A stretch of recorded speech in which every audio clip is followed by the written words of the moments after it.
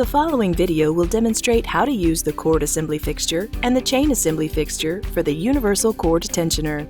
For a corded UCT, you will need the cord assembly fixture, 3 1-inch long No. 10 wood screws, the UCT, the cord loop, and a drill.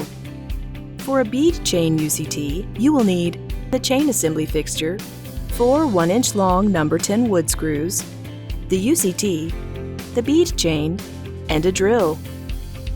Using the cord assembly fixture, begin by mounting the assembly fixture to a table. Slide the UCT into the top of the cord assembly fixture.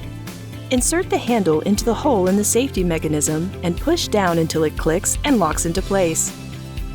Pull the cord loop down through the top gap. Slide the bearing into the UCT over the top of the cord loop. Pull the cord up so that it locks into the hooks inside the UCT.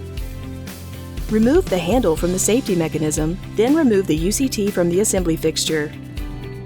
Using the chain assembly fixture, begin by mounting the assembly fixture to a table.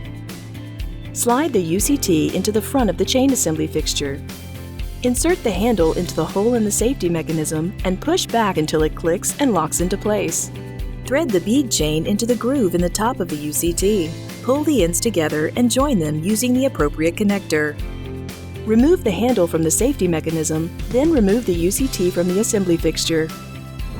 Thank you for watching. For more information, please visit our website.